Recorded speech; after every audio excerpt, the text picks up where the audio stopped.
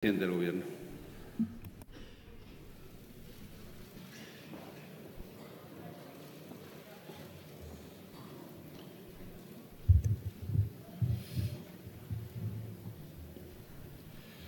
Buenos días, señorías, señor presidente. Antes de nada, quiero, en nombre del Gobierno, sumarme al minuto de silencio y a las palabras del presidente del Senado para lamentar la muerte de Laura Luelmo y enviar a sus familiares, a sus amigos, en nombre del Gobierno y de toda la sociedad, nuestro más profundo pesar. Las primeras investigaciones y con todas las cautelas apuntan a un crimen violento, uno más, y una vez más la víctima es una mujer. Todas las fuerzas democráticas debemos reforzar nuestro firme compromiso y trabajar con absoluta determinación para poner fin a esta lacra. Independientemente del autor y los motivos de esta nueva pérdida, la violencia machista es una realidad que ensucia nuestro país. Quienes creemos en la democracia, quienes creemos en la justicia, quienes creemos en la libertad y quienes creemos en la convivencia, seguiremos luchando contra ella con leyes que amparen a las mujeres por encima de todo. Descanse en paz.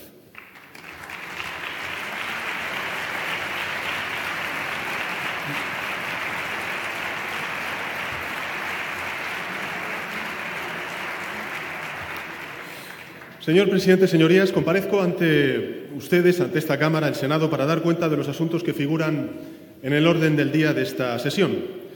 Me referiré, en primer término, a las líneas generales de actuación del Gobierno y, posteriormente, a lo relacionado con la política migratoria. Señorías, hace poco más de 6 meses que el Gobierno inició su andadura y lo hizo en circunstancias inéditas en nuestra historia democrática, mediante una moción de censura, mecanismo constitucional que arbitra el artículo 113 de nuestra Carta Magna. Una moción de censura que yo calificaría de necesaria y estabilizadora, de clarificadora y de transformadora. Necesaria tras una sentencia demoledora para el Partido Popular que dejaba clara su responsabilidad penal en materia de financiación irregular y de enriquecimiento ilícito por parte de su dirigencia. Estabilizadora por cuanto la corrupción del partido entonces en el Gobierno creaba una desafección y un hastío de la ciudadanía hacia la política. Clarificadora porque la moción de censura dejó claro quiénes estábamos por la imprescindible regeneración y quiénes estaban por perpetuarse en el poder a toda costa. Señorías, guarden silencio. Señorías, guarden silencio. Y finalmente, y muy importante, fue una moción de censura transformadora, ya que abrió la puerta a la acción en la agenda política tras años de parálisis y de desidia por parte de la anterior Administración. El objetivo fue, en consecuencia, sacar a España de la parálisis y consolidar el cambio de época iniciado con la moción de censura. Y para ello, señorías, el Gobierno se puso a trabajar desde el primer minuto, consciente de que no había tiempo que perder. Empezamos a tomar medidas de calado desde el primer Consejo de Ministros allá en el mes de junio. Y siempre con una premisa, señorías: estar a la altura de las expectativas de cambio y regeneración política con las que la moción de censura abrió un nuevo tiempo en la política española. Un tiempo para regenerar y para modernizar nuestra vida política. Un tiempo para abordar las transformaciones largamente aplazadas por el bloqueo, la parálisis y la inacción del anterior Gobierno frente a los retos urgentes que tiene nuestra sociedad. Me he referido, señorías, en múltiples ocasiones a que un cambio como aquel no hubiera sido posible sin la madurez de nuestro sistema democrático e institucional. Un traspaso de poderes arbitrado en pocas horas y hecho desde la normalidad ejemplar. Son, a mi juicio, un activo que ya forma parte de la historia democrática de nuestro país. En buena medida, señorías, esto fue posible gracias a los equipos y a la experiencia acumulada de un partido, el Partido Socialista, actor principal de la modernización y el progreso del país durante buena parte de los 40 años de democracia.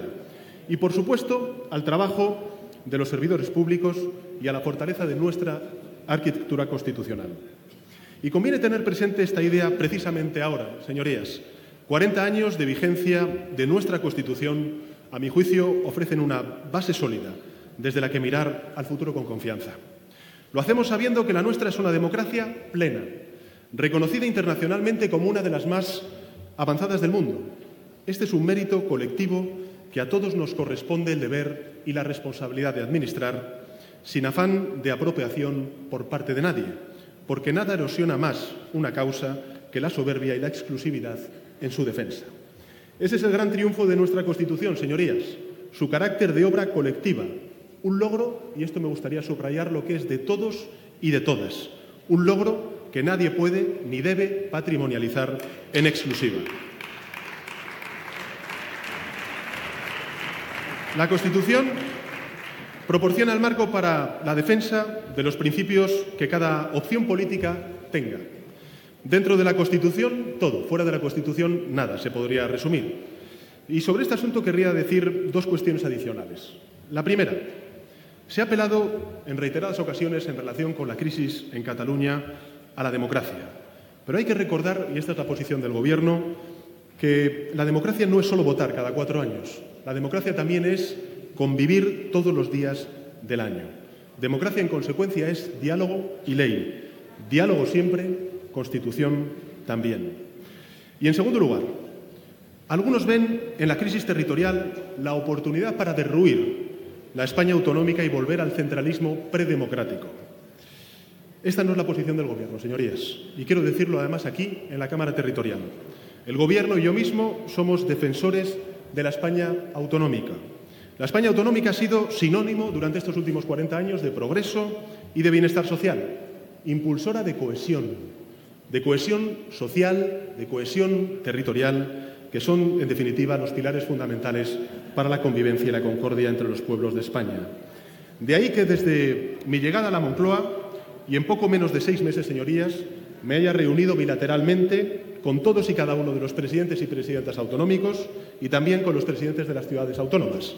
Esta semana haré lo propio también con el presidente de la Federación Española de Municipios y Provincias como prueba del compromiso del Gobierno con el municipalismo en nuestro país. De ahí que, también, señorías, en poco menos de 6 meses, el Gobierno en su conjunto haya celebrado 40 conferencias sectoriales. Esta misma semana están previstas incluso 2 más, Seguridad Nacional y Empleo y Asuntos Laborales, y también hemos celebrado una conferencia sectorial por primera vez sobre el deporte. De ahí también, señorías, en fin, que en 6 meses vayamos a celebrar 2 consejos de ministros fuera de Madrid, como prueba de nuestro aprecio, de nuestro respeto al pueblo andaluz y al pueblo catalán, como prueba de nuestro respeto y de nuestro compromiso para fortalecer la España autonómica, acercando el Gobierno de todos a cada uno de sus territorios, a todas y cada una de las ciudades españolas. El próximo año también les anuncio, señorías, que celebraremos más consejos de ministros fuera de la capital, además del que hemos celebrado en la ciudad de Sevilla y el que celebraremos el próximo viernes en la ciudad de Barcelona. Señorías, la España autonómica ha sido uno de nuestros mayores éxitos en democracia. El modelo autonómico necesita reformas, sin duda, y el Gobierno de España está dispuesto a afrontarlas, pero reformas que fortalezcan nuestro Estado autonómico, no que lo debiliten, que la hagan mejor, no involucionar con el discurso recentralizador que propugnan el espacio conservador en nuestro país. Hay que abordar su modernización, actualizar su sistema de financiación autonómica, su sistema de financiación local. Y para todo ello, señorías, esta Cámara, el Senado, representación de la voluntad territorial, debería jugar el papel que hoy no juega, rehén de un grupo parlamentario con mayoría absoluta, siempre dado a instrumentalizar las instituciones en beneficio propio.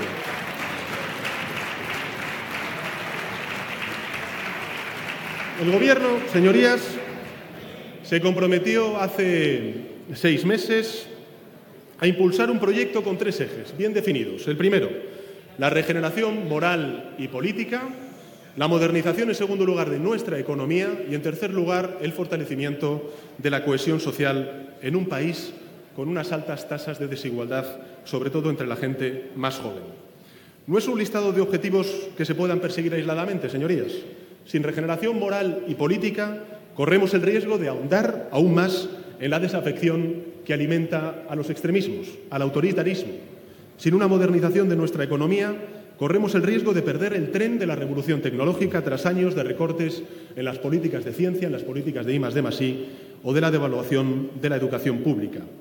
Y si el precio a pagar por la modernización de nuestra economía implica sacrificar una vez más la cohesión social con la devaluación salarial o la pérdida de poder adquisitivo de las pensiones, no solo estaremos cargando sobre los más débiles de nuevo la factura del cambio, sino que estaremos allanando el camino para que fenómenos divisivos y de fractura consoliden su presencia en nuestra sociedad.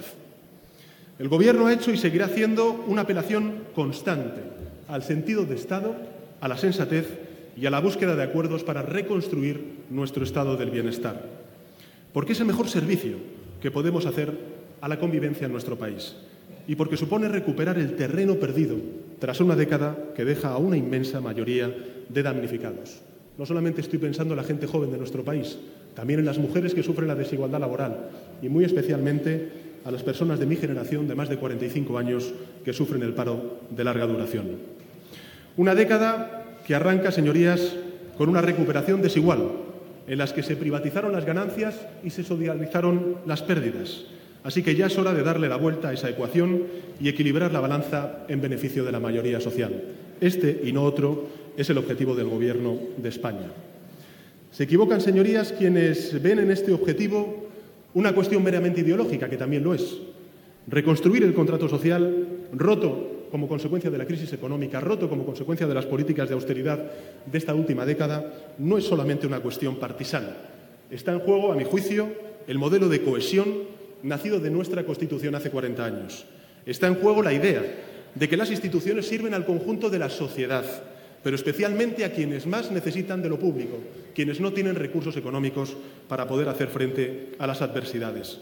De una sanidad digna de llamarse sanidad pública, de una educación pública de calidad, equitativa y también excelente, o de un sistema público de dependencia a la altura de las necesidades de aquellas personas que necesitan del apoyo y el amparo del Estado. El Gobierno gobierna, señorías, y lo hace desde el primer minuto, y no olvida lo que supuso la moción de censura como expresión máxima del hartazgo de una sociedad cansada de la corrupción de la anterior Administración y del deterioro de las instituciones. Regeneración moral, señorías, y regeneración política de la vida pública, para que en España el debate estuviera centrado en las políticas públicas y no en ver a un Gobierno que empleaba, señorías, más tiempo en defenderse ante los tribunales que en defender los intereses de los ciudadanos. Señorías, regeneración es asumir las responsabilidades con ejemplaridad y con humildad.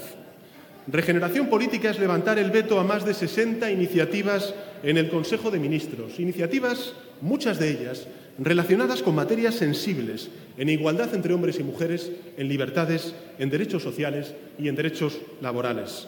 Regeneración política es poner en marcha los foros de debate que llevaban 7 años sin celebrarse entre el Gobierno de España y la Generalitat de Cataluña.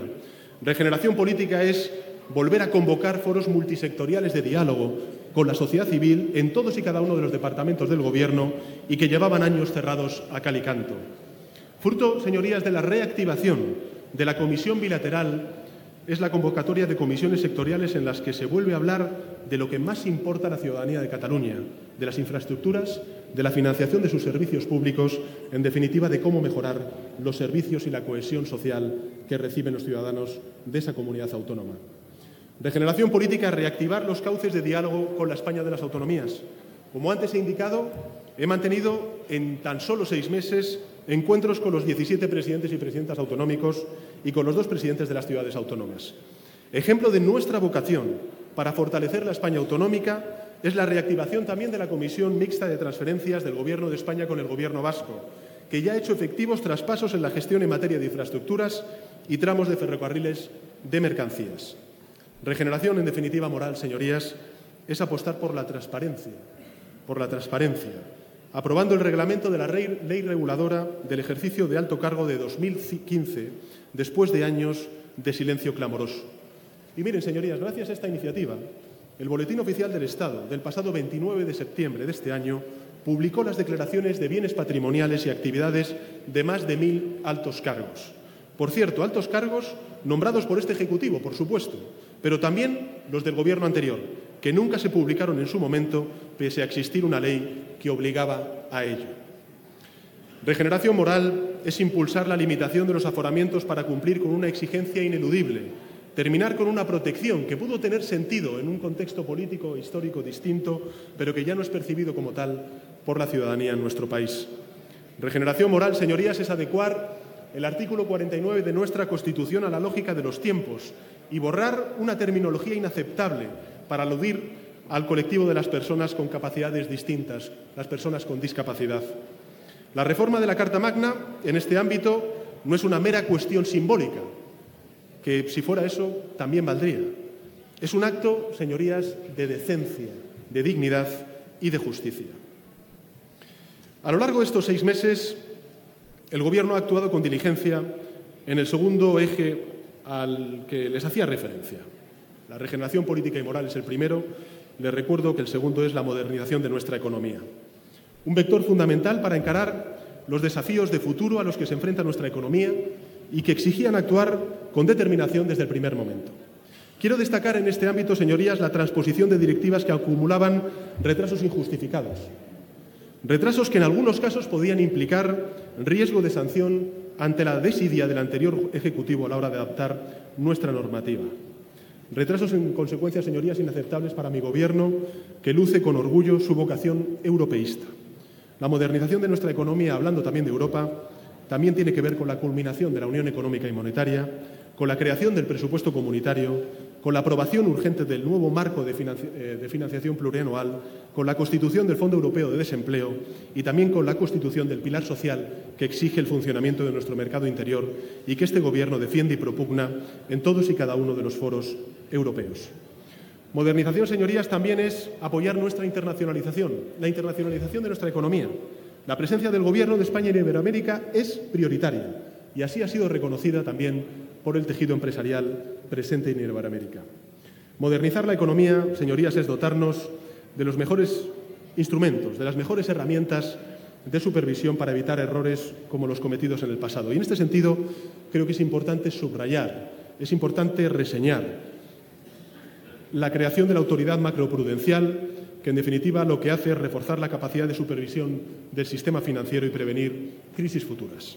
Y contribuir a que el sistema financiero tenga un papel positivo en la estabilidad y en el crecimiento económico. Señorías, solo en España e Italia no contaban con un organismo como este y a partir de ahora, como consecuencia de la decisión del pasado Consejo de Ministros, saldremos del furgón de cola también, como en otros muchos territorios, en este ámbito. Con el Real Decreto de Ley aprobado en este último Consejo de Ministros dotamos de nuevas herramientas macroprudenciales a los organismos supervisores, al Banco de España, a la Comisión Nacional del Mercado de Valores y a la Dirección General de Seguros y Fondo de Pensiones. Y contribuimos con ello a la prevención de riesgos sistémicos en sus áreas de responsabilidad. Este Real Decreto se enmarca en la creación de la Autoridad Macroprudencial, del Consejo de Estabilidad Financiera, un organismo del que quiero destacar 2 signos distintivos. El primero es la independencia y el segundo es su carácter transversal. No es el único ámbito en el que estamos trabajando para dar seguridad y certidumbre a los principales operadores económicos y sociales. El Ministerio de Economía también trabaja en la puesta en marcha de la Autoridad de Defensa del Cliente de Productos Financieros, un organismo imprescindible para proteger a los consumidores, a los ciudadanos de a pie y evitar que se repitan abusos del pasado que todos tenemos en mente. Señorías, modernizar la economía es apostar por sectores estratégicos para nuestro país como es la agricultura y la pesca, apostando por medidas de promoción en terceros países o la mejora de su competitividad en iniciativas como el programa de apoyo al sector vitivinícola o reforzando una herramienta fundamental como es el Plan de Seguros Agrarios, aprobado días atrás y dotado con 211 millones de euros para el año 2019. En materia de pesca, seguimos apoyando la ratificación del acuerdo de la Unión Europea con Marruecos, que va a beneficiar fundamentalmente al sector pesquero de Andalucía, de Galicia y de las Islas Canarias. Y, señorías, tengan ustedes el convencimiento de que el Gobierno va a luchar en la negociación de los presupuestos comunitarios por una política agraria común fuerte, situar al agricultor familiar, que supone el 80% de la agricultura española, en el centro de nuestras prioridades, en el centro de nuestra acción política. Y al hacerlo, no solo estamos defendiendo un sector económico estratégico que crece, como atestiguan los datos de incremento récord de renta agraria este año, Estamos defendiendo algo importantísimo para nuestro país y para este Gobierno, como es la vertebración territorial. Contra la idea de una España vacía, ante la que ya no se ha hecho nada durante estos últimos años, el Gobierno sí tiene la determinación de actuar, sobre todo potenciando algo fundamental como es el papel de las mujeres y de los jóvenes en nuestra agricultura y dando protagonismo a los gobiernos locales.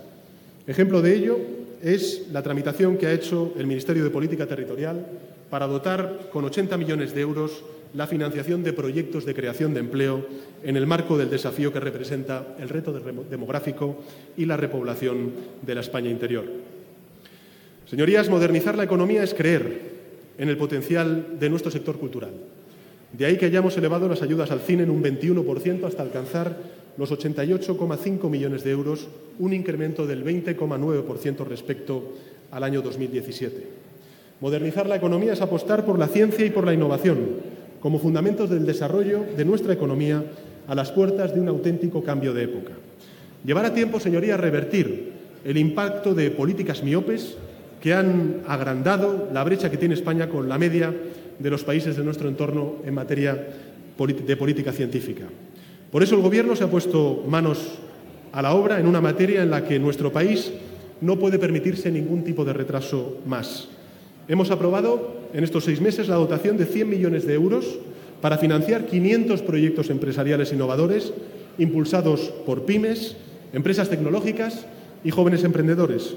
Hemos incrementado en un 15% respecto al año 2017 la convocatoria de ayudas para la agencia o por parte de la Agencia Estatal de Investigación para contratar a 830 investigadores y técnicos de apoyo, entre ellos 200 nuevos contratos Ramón y Cajal.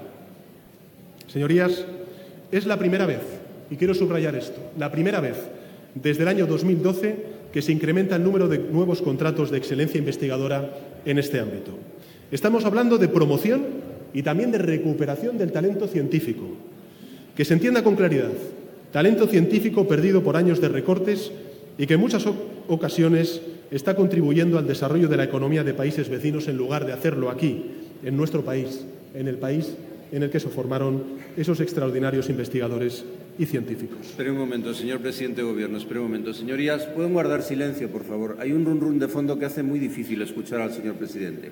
Guarden silencio, por favor.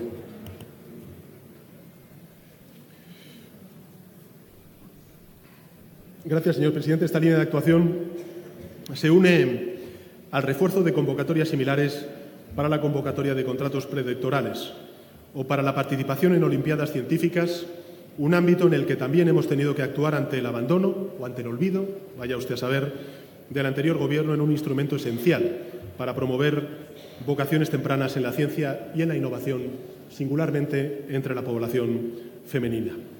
Modernizar también nuestra economía, señorías, es luchar contra uno de los principales desafíos que tiene nuestra economía, como es el desempleo juvenil. Este es el propósito del Plan de Empleo Juvenil que aprobó hace 2 semanas el Consejo de Ministros. Movilizar en 3 años 2.000 millones de euros para rebajar la tasa de desempleo entre la gente joven en 10 puntos. Plan que, quiero subrayar, contó con el acuerdo de los agentes sociales. O también apostar, con decisión, por una estrategia de formación profesional, una línea clave en la que la interlocución con empresarios y con sindicatos será prioritaria. Señorías, quiero subrayar algo que a mi juicio es absolutamente inaceptable. Hace 8 años que el Consejo General de la Formación Profesional no se reunía en nuestro país. Este solo dato y las iniciativas de impulso a proyectos de innovación en centros de toda España reflejan las prioridades de un Gobierno frente a la inacción de otros que ni tuvieron iniciativa, ni voluntad, ni determinación para impulsar la formación profesional en nuestro sistema educativo. Modernizar nuestra economía es apostar por la educación pública y revertir en consecuencia los recortes en un ámbito en el que España se juega literalmente su presente y su futuro. Para ello hemos aprobado el anteproyecto de ley de mejora de las condiciones para el desempeño de la docencia y la enseñanza no universitaria. Es el primer paso para terminar con la ventana abierta a la masificación de las aulas o también los retrasos inasumibles en la cobertura de bajas de docentes. Algún día entenderán algunos, señorías, que el gasto en educación es inversión en ciudadanía y que el recorte en este ámbito significa, más que en ningún otro área, pan para hoy y hambre para mañana. En estos meses hemos adoptado decisiones claves en el ámbito también de la función pública, promoviendo primero la mayor oferta de empleo público en una década, con más de 30.000 nuevas plazas. Y en segundo término, revirtiendo recortes en materia de incapacidad para los empleados públicos. Junto a ello, el acuerdo alcanzado para la equiparación progresiva salarial de las fuerzas y cuerpos de seguridad del Estado y la celebración de la mesa de retribuciones de las carreras judicial y fiscal, celebrada por primera vez en 15 años, prueban el compromiso del Gobierno con los servidores públicos. No quiero dejar de mencionar el servicio que presta nuestro Ejército, presente en misiones internacionales estabilizadoras y favorecedoras de paz. El Gobierno, señorías, está comprometido firmemente con el fortalecimiento de la función pública. Y por ello, señorías, quiero anunciarles lo siguiente. El próximo día 21 de diciembre, en el Consejo de Ministros que se va a celebrar en Barcelona, aprobaremos la subida salarial de los funcionarios del 2,25% para el año 2019.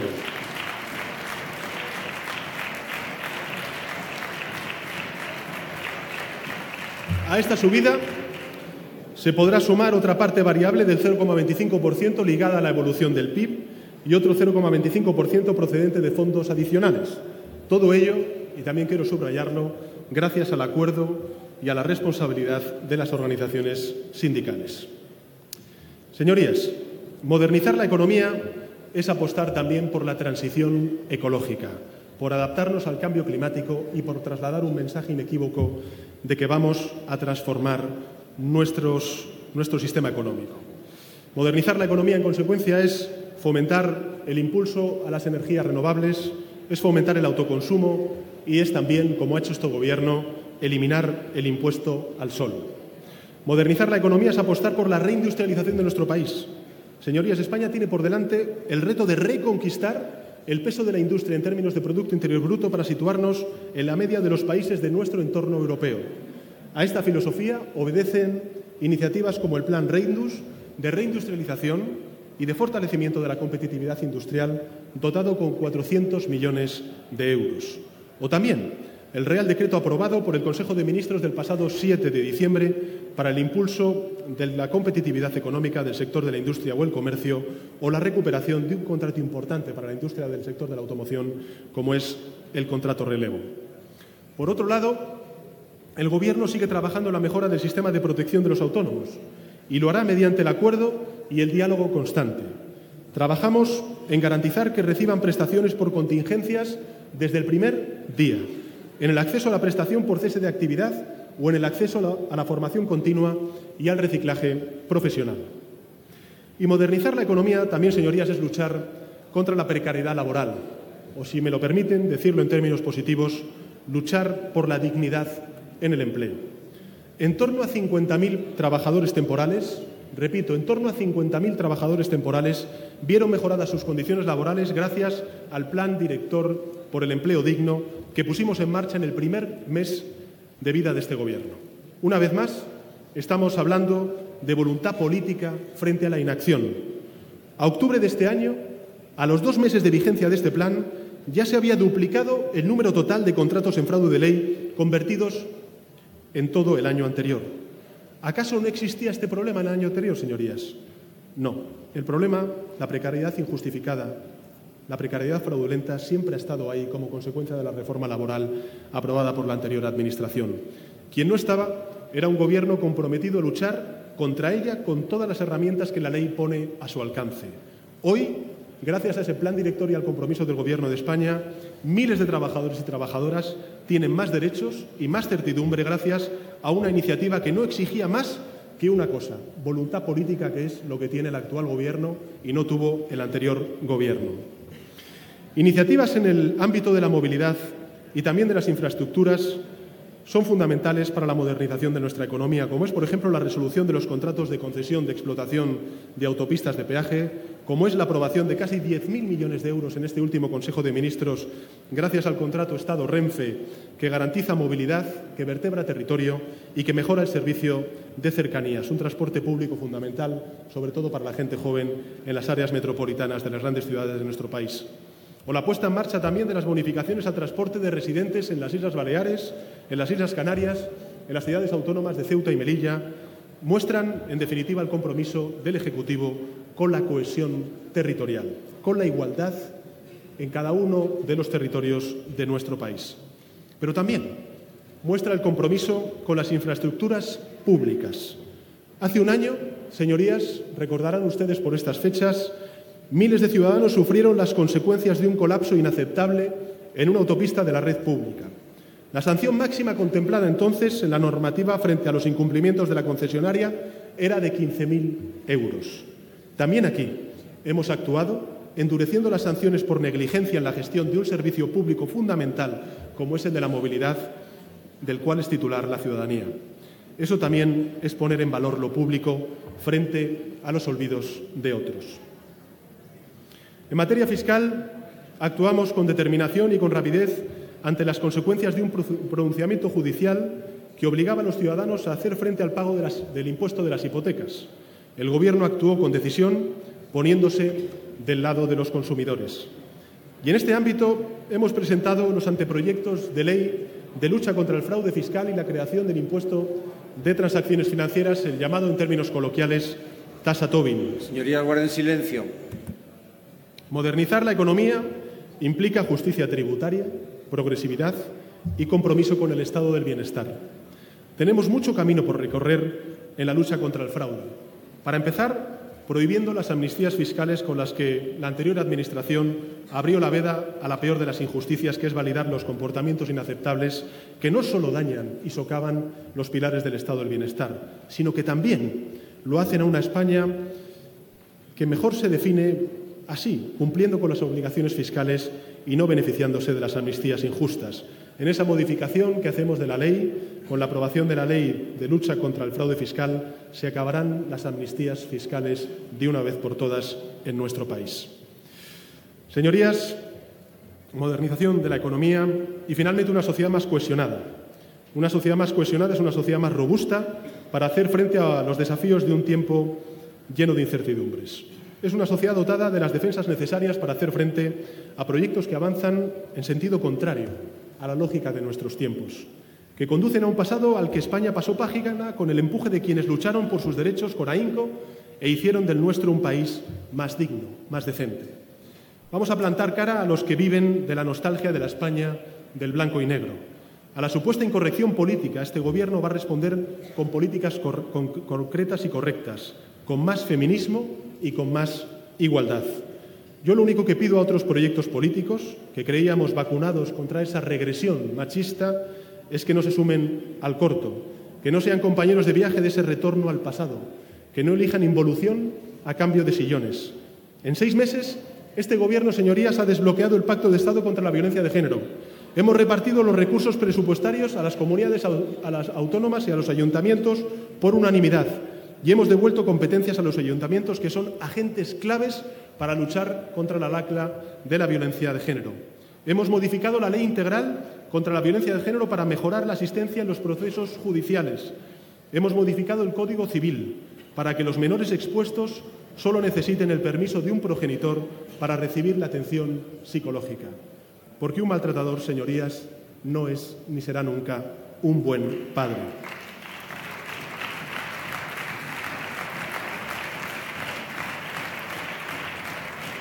Y hemos puesto en marcha el Consejo Asesor para la revisión de la Ley de Enjuiciamiento Criminal. Frente al infame negacionismo de algunos, este Gobierno se va a encargar de que la voz de la mujer se tenga en cuenta en la adaptación de todas nuestras normas. No es ideología de género, como dicen algunos, señorías, es feminismo y es una credencial que este Gobierno luce con orgullo.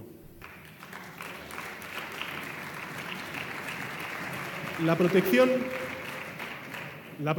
al menor ha sido también una prioridad absoluta para este Ejecutivo. Lo fue desde el primer minuto con la creación del Alto Comisionado de Lucha contra la Pobreza Infantil o la puesta en marcha del programa para los niños y niñas en situación de pobreza durante el verano, cuando se cierra el curso escolar. Lo ha sido más adelante con la toma de conocimiento del anteproyecto de ley de protección integral contra la violencia contra la infancia, que el Gobierno pretende aprobar en breve. Señorías, también aquí apelo a la responsabilidad de las cámaras para sacar adelante una iniciativa necesaria.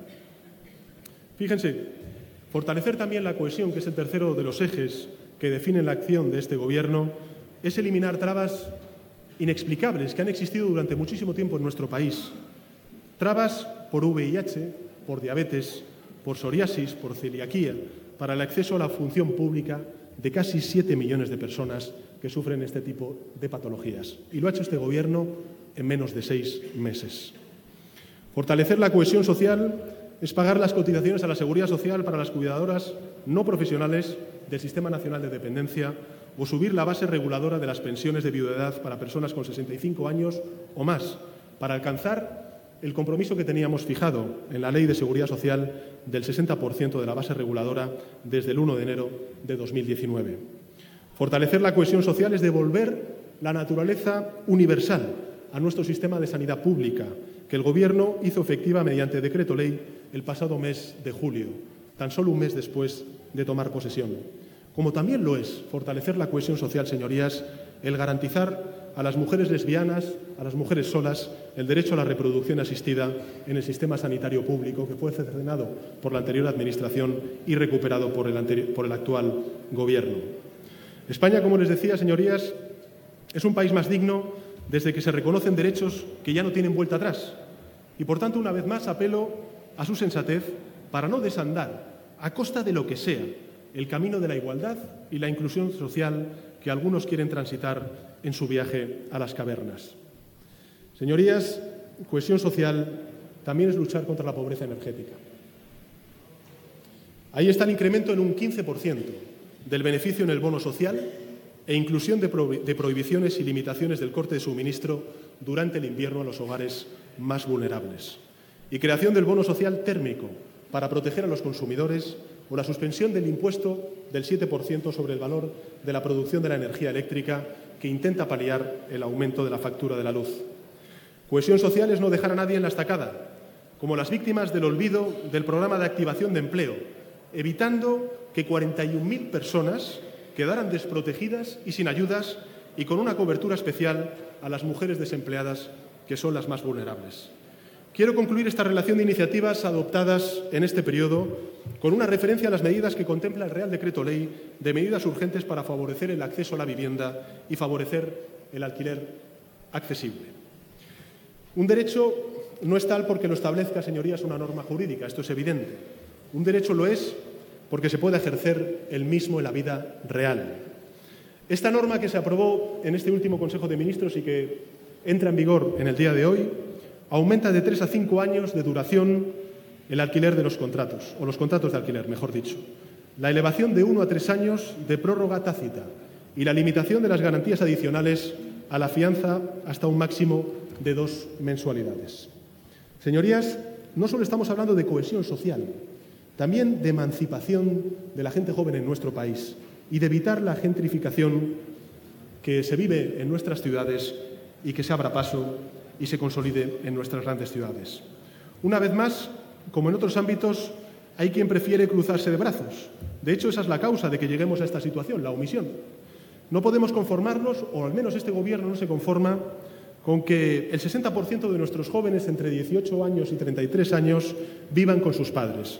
No podemos confinar a una generación entera a vivir vidas precarias, a cobrar sueldos precarios y a tener viviendas precarias.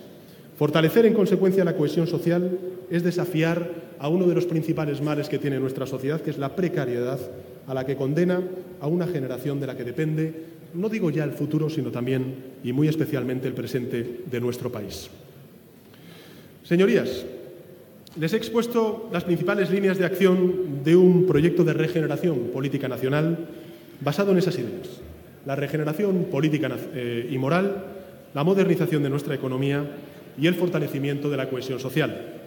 Son un punto de partida desde el que el Gobierno muestra su determinación a la hora de cumplir con sus compromisos y de los que hoy da cuenta ante esta Cámara, consciente de que falta mucho por hacer, pero también satisfecho en un camino que va a tener continuidad. Constituyen estos 3 ejes la base sobre la que afrontar los desafíos que aún tenemos como sociedad por delante y que exigen de un proyecto de transformación y de unión. Un proyecto para recuperar el tiempo perdido tras años, insisto, de inacción, de desidia, de bloqueo y de vetos mutuos. Y en ese sentido, me gustaría referirme a las 5 grandes transformaciones que necesita afrontar nuestro país en esta década que tenemos por ganar después de una década perdida como consecuencia de la crisis económica. 5 grandes transformaciones desde las que empezar a recuperar el terreno perdido a las puertas de una nueva década y superar las heridas de una década perdida como consecuencia de esa crisis económica. En primer lugar, la gran transformación que necesitamos abordar es nuestro sistema educativo, la ciencia y la cultura. Les he relatado algunas iniciativas que avanzan en esta línea, que hemos tomado ya, y que parten de una premisa. La educación es una palanca de cambio para ganar el futuro. El abandono de la formación profesional, la pérdida de talento y el deterioro de la educación pública son la receta que conducen a la precariedad y el empleo de escaso valor añadido. El Gobierno tiene clara cuál es su prioridad y por eso no solamente vamos a derogar los aspectos más lesivos de la LOMCE, sino que va a concretar una apuesta en su proyecto presupuestario que nos haga recuperar el territorio perdido tras años de retroceso. En segundo lugar, un proyecto transformador tiene que basarse en el fortalecimiento de nuestro estado del bienestar, con una reflexión profunda que tenemos que abrir en nuestra sociedad, señorías, sobre nuestro sistema fiscal, sobre la financiación y la sostenibilidad futura de la educación, de la sanidad, de la dependencia y de nuestro sistema público de pensiones. La regresión en cohesión social está detrás de crisis políticas profundas que se reproducen en nuestro entorno, también aquí en España, donde años de recortes en nuestro estado del bienestar están detrás de retóricas identitarias y de discursos que avanzan contra la lógica de la historia.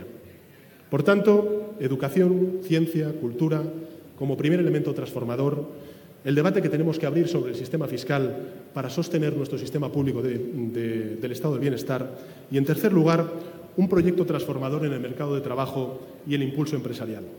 Señorías, un país rico como España no puede tener trabajadores pobres. Como ya conocen, vamos a promover el próximo viernes la subida del salario mínimo interprofesional más alta desde el año 1977. Y va a ser en Barcelona, el próximo viernes, desde donde el Consejo de Ministros adopte una decisión que impugna las consecuencias de una devaluación salarial que ha empobrecido a millones de trabajadores y trabajadoras durante estos últimos años como consecuencia de la reforma laboral planteada por el anterior Gobierno. En cuarto lugar, el proyecto de transformación que necesita nuestro país necesita y exige un mayor compromiso con el medio ambiente y con la transición ecológica de nuestra economía. Somos, señorías, un país muy expuesto, no digo expuesto porque lo somos todos, muy expuesto a los efectos del cambio climático. Según el panel de científicos internacional de Naciones Unidas, el 40% de nuestro territorio se ve amenazado por la desertificación y, por tanto, debemos estar a la vanguardia de este compromiso global. Una transición ecológica tiene que llevar también acarreada una transición justa, en lo que los sectores más expuestos, el sector de la minería, no sean los que paguen la factura de un auténtico cambio de paradigma con consecuencias en la economía, en la movilidad, en el empleo y en la sostenibilidad. Es el camino que ya ha empezado a transitar el Ejecutivo y va a marcar nuestro compromiso futuro con la aprobación, ya les adelanto, de una ley de cambio climático que pretendemos sacar antes de que finalice este año. Y, finalmente, el quinto elemento de este proyecto de transformación que necesita nuestro país para la próxima década exige de la regeneración institucional. El Gobierno, señorías, ya ha dado prueba de su compromiso en esta materia. Hemos apelado al fortalecimiento de nuestras instituciones democráticas, con la modificación del voto rogado que permita que la voz de miles de españoles, cada vez más, desgraciadamente, que viven en el exterior, se escuche en todos y cada uno de nuestros procesos electorales. Hemos puesto en marcha medidas de transparencia que dormían el sueño de los justos durante años como consecuencia de la desidia de la anterior Administración y puesto sobre la mesa una propuesta de supresión y de limitación de los aforamientos gracias a la propuesta de reforma constitucional. Y hemos hecho de la ejemplaridad un valor que contrasta con años de descrédito acelerado de las instituciones. Hace poco, señorías, celebramos el 40 aniversario de nuestra Constitución y tengo la certeza de que contamos con una buena base que ha hecho de la nuestra una democracia completa a los ojos del mundo entero. Pero hay mucho por hacer para incorporar los valores de un tiempo distinto al de 1978. Avanzar en igualdad, desafiar a todas las formas de exclusión social. Son algunos de esos valores que la sociedad ha hecho hoy suyos. Es hora de que la política esté a la altura de este desafío. Señorías, al comienzo de mi intervención aludí a la decisión de este Ejecutivo de levantar el veto a la tramitación de numerosas iniciativas legislativas. Conviene que otros hagan examen de conciencia al respecto, sobre todo aquellos que tienen mayoría en la mesa del Congreso de los Diputados, especialmente aquellos que desde el filibusterismo parlamentario se han especializado en el veto encubierto utilizando las instituciones con fines partidistas. Son los mismos que, a fuerza de cobijarse en el veto y la falta de iniciativa, hoy solo se definen ante la ciudadanía por aquello a lo que se oponen y no por aquello que proponen. Iniciativas de contenido social, en materia de igualdad de género, en materia de reconocimiento de nuevos derechos y libertades en nuestra legislación, como es la eutanasia o la muerte digna, han sufrido las consecuencias de esta práctica que devalúa la calidad democrática y ofrece a la ciudadanía la peor cara de la política. Señorías, el Gobierno avanza en su agenda de cambio, pese a quien le pese. Miren, el proyecto de presupuestos generales del Estado que presentaremos en el mes de enero del año 2019 se enmarca en los 5 grandes ejes de transformación que les he expuesto anteriormente. Y nace de un acuerdo político en el que priorizamos políticas sociales necesarias para cerrar las brechas abiertas de la desigualdad en nuestro país. Son unas cuentas públicas valientes, son unas cuentas públicas sostenibles, que cumplen con los compromisos europeos asumidos por nuestro país como Estado miembro de la Unión Europea.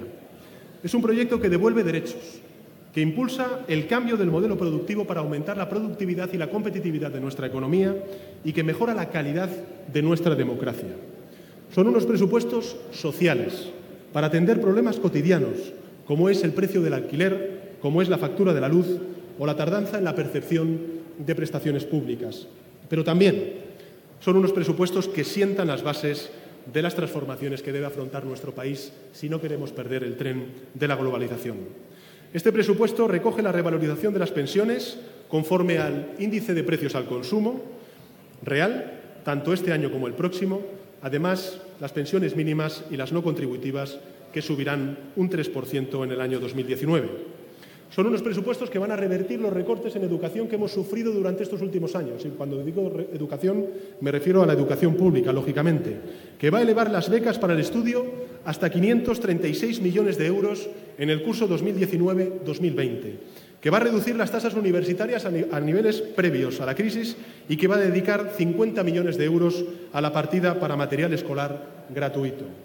Se avanza también, señorías, en la eliminación progresiva del copago farmacéutico, beneficiando en 2019 a 5 millones de pensionistas y a 1,8 millones de familias con pocos recursos. Y la dependencia. El Sistema Nacional de Dependencia, que fue abandonado por el anterior Gobierno, va a haber incrementado en tan solo un año un 40% su presupuesto respecto al año 2018.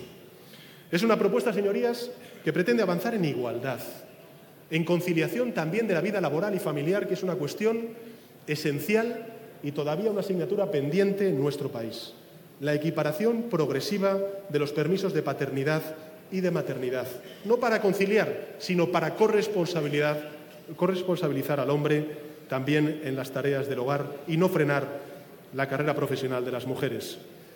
Es una propuesta, la presupuestaria, que va a incrementar también la dotación del Pacto de Estado contra la Violencia de Género en un 10% sus recursos, la lucha contra la pobreza infantil y la lucha contra la pobreza energética, y que va a aumentar las prestaciones por hijo a cargo para frenar esa inasumible, inaceptable pobreza que sufre el 28% de los niños en nuestro país, que es la pobreza infantil.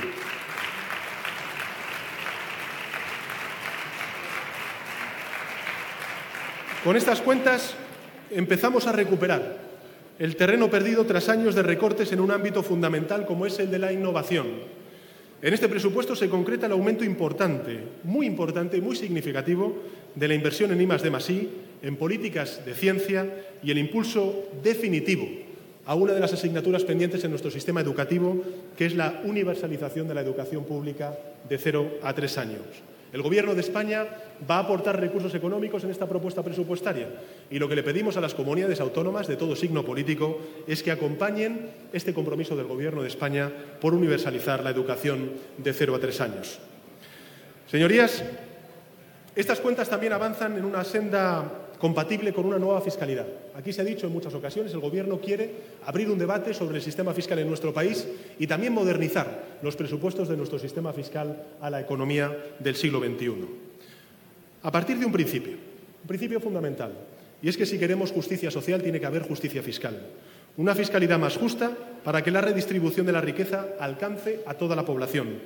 El 99,5% de la población no va a pagar ni un euro más por el impuesto de la renta de las personas físicas, por el IRPF.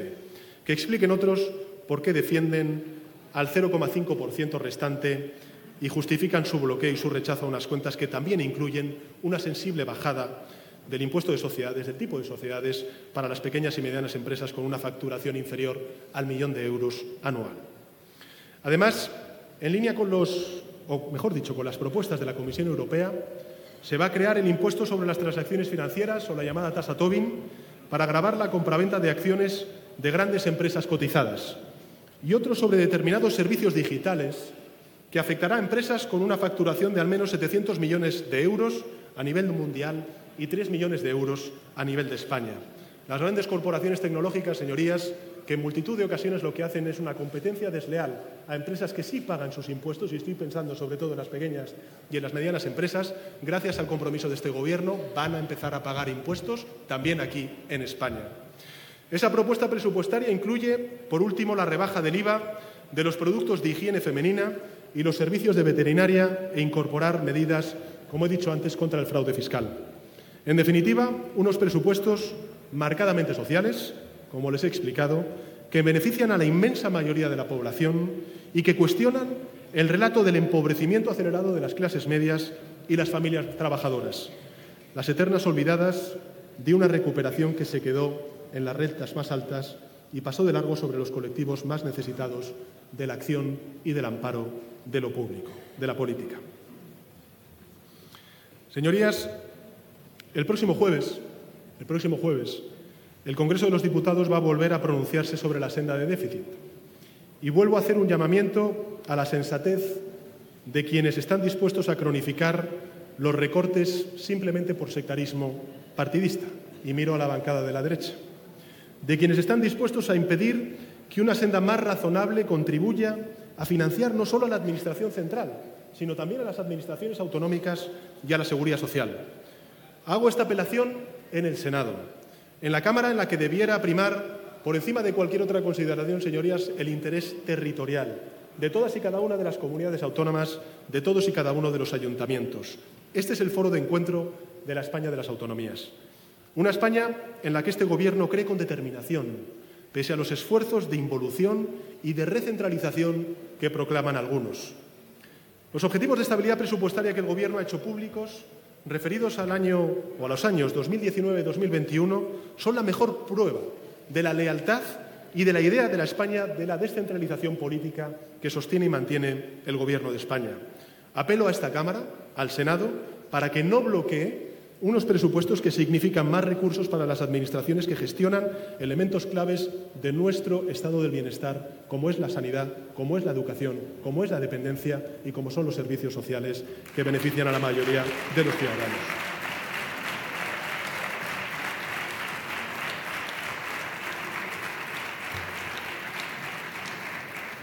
Y lo hago consciente de lo que implica en el rechazo a este presupuesto y a los objetivos de estabilidad. Les recuerdo, implica rechazar la construcción de nuevas infraestructuras educativas, a cerrar barracones y abrir escuelas. Implica rechazar la reducción de las listas de espera en la contratación de más profesionales y mejores dotaciones en los centros de salud y en los hospitales. Implica decir no a dinamizar comarcas afectadas por la despoblación con políticas de fijación de la población y fomento de la actividad económica a nivel local. Implica negarse a dotar adecuadamente el sistema de dependencia en el que los retrasos afectan a las condiciones de vida de miles y miles y miles de personas que durante estos últimos 7 años han visto abandonado el Sistema Nacional de Dependencia.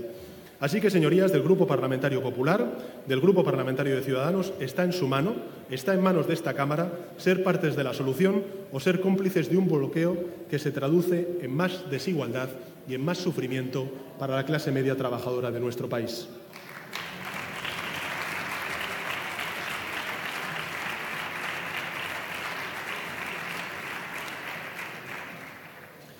Señorías, quiero hacer referencia en este punto de mi intervención a la segunda materia objeto de esta comparecencia, que es la referida a la política migratoria del Gobierno. La iniciativa que da pie a esta comparecencia hace referencia en su título a la crisis migratoria, vienen a decir. Lo hacen ya no desmintiendo la razón, sino a quienes desde fuera nos han dicho con claridad que lo que vivimos el pasado mes de agosto no merecía esa denominación. Y no lo digo yo. Lo decía el comisario europeo de Inmigración el pasado 4 de agosto, cuando afirmaba que lo que España estaba atravesando no era una crisis migratoria como tal. Entiendo, no obstante, el interés de algunos en hablar de crisis, siempre dispuestos a dibujar los peores escenarios, a emplear la exageración en el lenguaje para empatizar con quienes se dejan arrastrar por una retórica alarmista, pero falsa. Una retórica de la que huye la inmensa mayoría de la población española, quien en el momento más agudo de la crisis económica exteriorizó sentimientos xenófobos o de exclusión como los vistos en otros lugares de nuestro continente. Esa es la España de la que ustedes reniegan cuando afrontamos estos debates. La España que no se aleja, o mejor dicho, no se deja arrastrar por la exageración y por el alarmismo. La España que reclama aquello que el anterior Gobierno fue incapaz de ofrecer durante años, que es una auténtica política migratoria digna de tal nombre. Señorías, con este Gobierno no llega la migración, llega la política migratoria. Y creo que esto es lo importante, lo que hay que subrayar. Llega la política migratoria, no llega la migración. De lo contrario, señorías, ¿cómo llamar al incremento de un 301% de las entradas irregulares por vía marítima y terrestre entre los años 2013 y 2017, cuando gobernaba el Partido Popular? Yo no voy a llamar a ese incremento crisis migratoria, porque sé que el problema que se sitúa en coordenadas mucho más complejas de lo que algunos quieren hacer ver. Los fenómenos migratorios, señorías, en el Mediterráneo oscilan en función de múltiples factores. Y lo que se ha producido en los últimos años es un incremento de la presión migratoria desde el Mediterráneo oriental y central hacia el Mediterráneo occidental, que es nuestra vía. Un fenómeno coincidente con el abandono de una política de largo recorrido que atendiera a los flujos migratorios en un doble enfoque, los países de origen y los países de tránsito.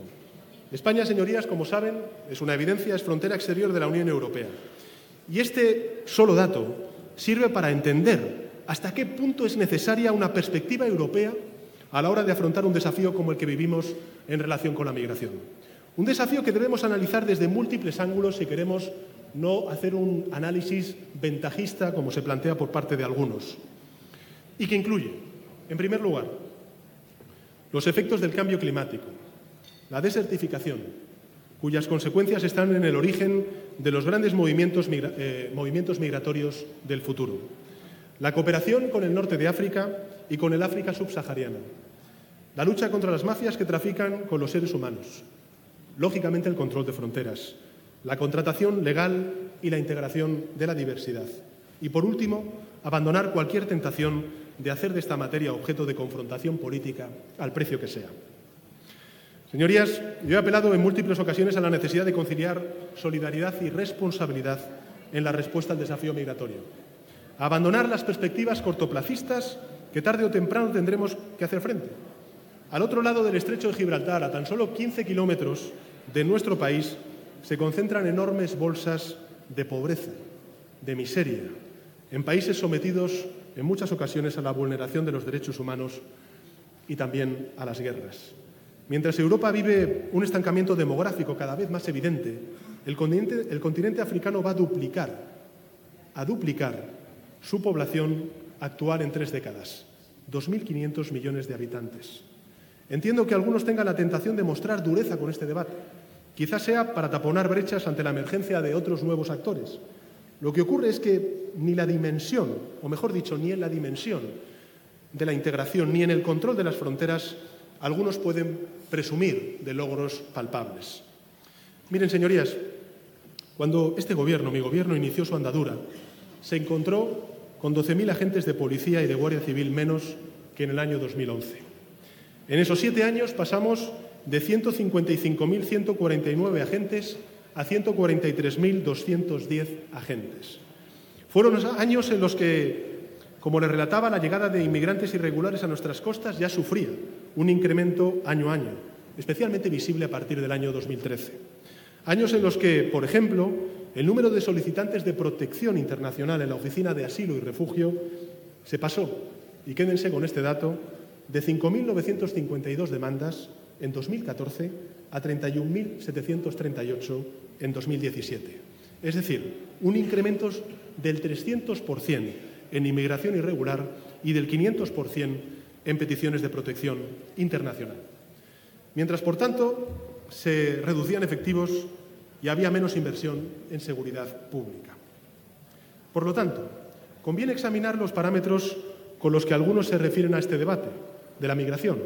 No vaya a ser que sus actos desmientan el lenguaje tremendista con el que se pretende afrontar el mismo. Señorías, les decía que el Gobierno está comprometido con la recomposición de una auténtica política migratoria.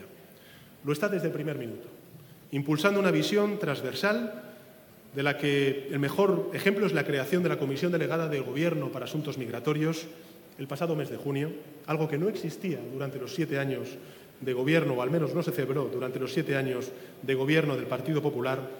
A las 3 semanas la pusimos nosotros en marcha desde nuestra toma de posesión como Gobierno. También una visión en la que la dimensión humanitaria, la perspectiva humanista, ha estado presente desde el comienzo de nuestra labor a la hora de abordar el fenómeno migratorio.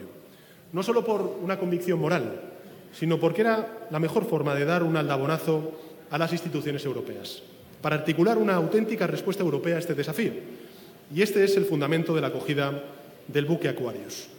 También aquí, como en muchos otros ámbitos, la respuesta de España fue elogiada por países con los que nuestro país no solo comparte perspectiva y valores, que son fundamentales, sino con gobiernos que con más firmeza están defendiendo la vigencia del proyecto europeo en este momento, como es Alemania, como es Portugal o como es Francia. Que otros decidan de lado de quienes preferirían situar su posición, aunque no es difícil imaginarlo. El Gobierno, señorías, lucha contra la inmigración ilegal con determinación, pero también lo hace por una migración segura, ordenada y legal.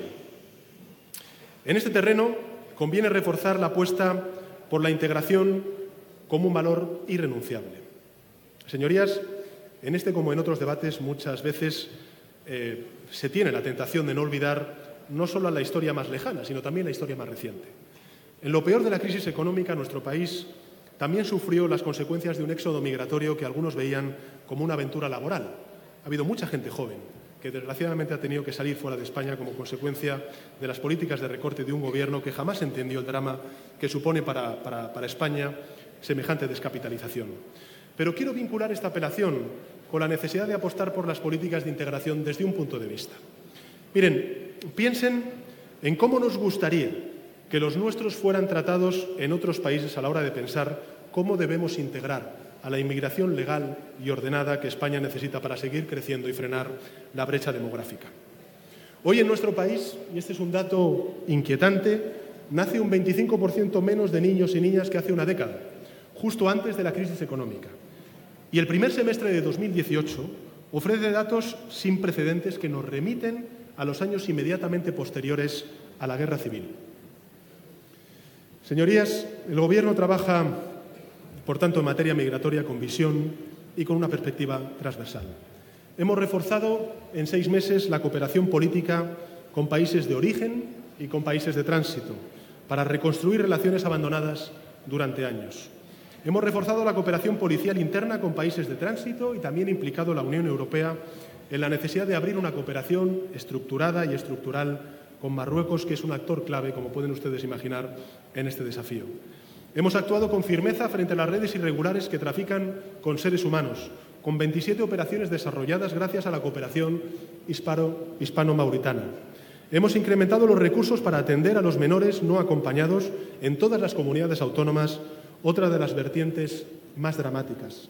En definitiva, responsabilidad y solidaridad para afrontar un desafío en el que no existen atajos, ni se necesita el ruido interesado de quienes buscan réditos políticos, mucho menos cuando se intenta dar lecciones ignorando la propia experiencia. El Gobierno se conduce desde la defensa de principios irrenunciables que en el ámbito migratorio concilian control de fronteras con las políticas de integración en una perspectiva humanitaria de un desafío de alcance europeo. Y los principios, señorías, no son negociables. Se tienen o no se tienen. No se posponen ni se guardan en un cajón por miedo a un competidor ideológico.